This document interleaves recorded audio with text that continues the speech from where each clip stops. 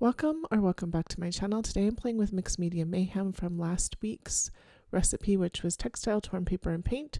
I'm also using my counterfeit kit challenge and this scrap room Jumpstart sketch from May 2024. And I'm going to let you know right away that this first minute, the lighting is weird. My camera did some weird stuff. So these are the photos I'm going to do.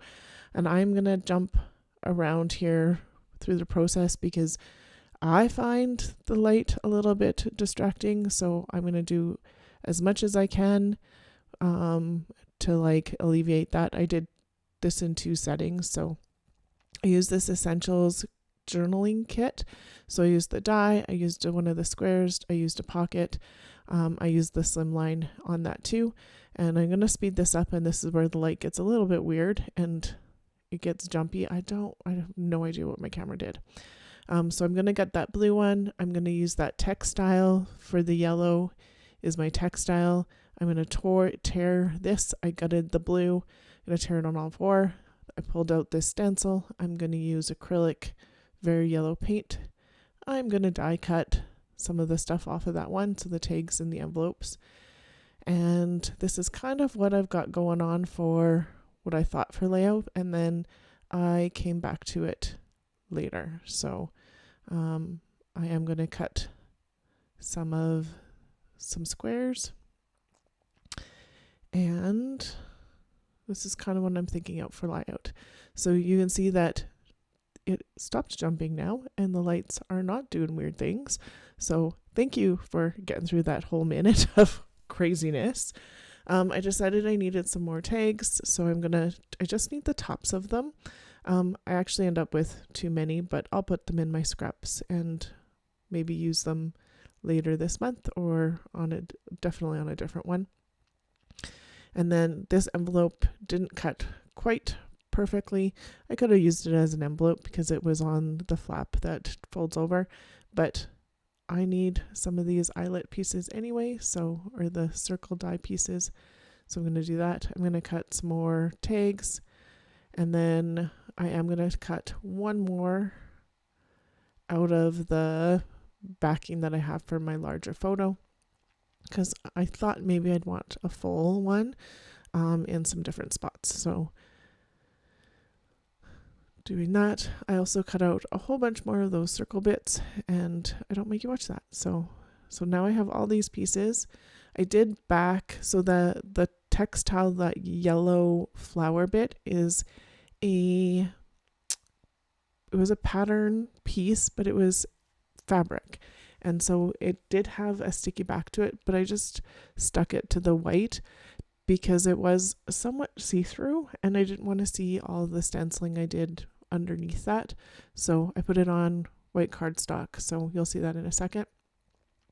I made one tag off screen to pull out some of these smaller photos. And so the photos, I used one of the dies in that kit that I had, and so they do have a beveled edge around them, and so I'm just using the top bit, gluing it down, doing it both sides because this other side of the paper is white, and then using glue so that I can line them up really nice. And now I have the 2 tags that have the pictures on it that can be hidden, and doing the grid kind of layout still. And so I am going to back 2 of the photos on this yellow cardstock. I thought it was a good yellow that went along with the textile and the paint that I have on the background.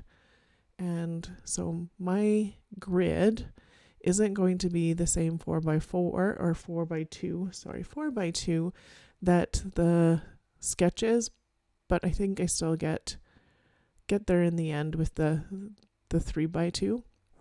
I just wanted it a little bigger because of those torn edges and around that white with the stenciling on it. And I wanted this big picture on here, so I just went a little bit bigger. You can see where I tried out a different color. So that was this yellow that I had with gold in it, and it turned like baby poop mustard color. So didn't want that. So I'm getting some of these pieces down. This larger photo I backed in the same blue that is my background like my back page. And then this is what I'm thinking for these parts of things. So those yellow squares are just cardstock. And then this is backed in that same cardstock. Now I'm going to get the envelope down. So I'm going to fold over these scored lines just a little bit more. And then using my T-square to get it on. And then I realized, hey, this isn't quite, that wasn't a square envelope. So, or a square pocket. So I cut it off so it is the same height as the photo and the photo mat. And so then that works out really well. And then that tag is going to go in there, and then getting some of this other stuff on. So using my T-square because it is a grid, and eyeballing it doesn't quite work so well for me anyway. Some people might do very well. And just trying to get it straight and on there where I want it. And that works out better.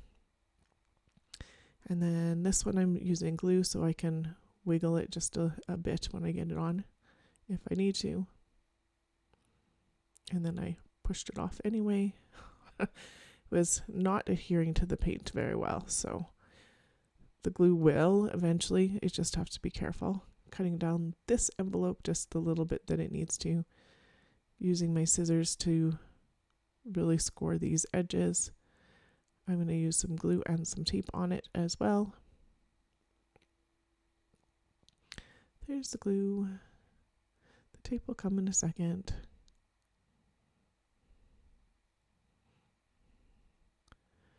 And so it's not going in that bottom as well as I want it to. So I'm just checking, like, did it actually do it right? Yeah, I did. It was just not, the lip of that was not sticking down as well. So it was catching on it. So that's why I pulled it up, and then I used tape to make sure it was stuck down well. And then this last picture that's matted. And that looks pretty good. I thought about using some of these on here, but I find that it's just too much dark. So just looking at some different ways of doing that, I thought about putting a little bit more of that textile print paper cloth thing, but I didn't. But I'm putting a bunch of stickers on from this Simple Stories vintage sticker book. I really love this one. I don't have too much left, so that's exciting. So the lower left corner says the best day, and it has some orange, yellow, pink flowers in it. And then I did put this label here, but I decided not to. And then that one says love and adore, and it has that orangey, yellow, and pink. And then I moved the label underneath that butterfly ticket. I looked at these ones from Hip Kit Club to like, and I went, nah, I want some more of this pink. And so I'm going to put this tab here. It'll get the date eventually. It's not on there yet. And then this pink one's going to go over top of the ticket, and it says love this, which actually goes really well with the sketch. And then I decided a pink butterfly down here because we can mimic the other butterfly. And then I'm going to put this pink and white twine because now I've got the pink on here, so it just adds a little bit more pink around the page. And it's not normally a color combination I would do, would be this yellow, navy, and bright pink, but I really actually like it. I'm going to take a little bit of that twine and actually put it down here in a bow beside the butterfly. So I'm just doing that. And so I have that in 3 different places.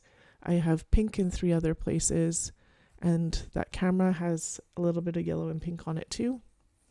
And I think that worked out really well together.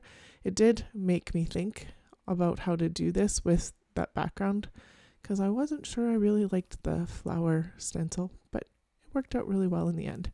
So there was some close-ups. There's some close-ups here so you can see with the tag in the pocket and out of the pocket for the upper corner.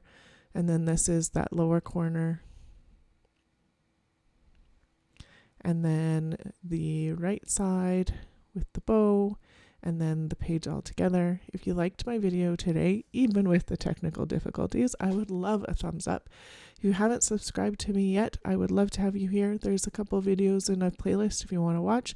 And thank you so much for being here, and thanks for watching. Have a great day.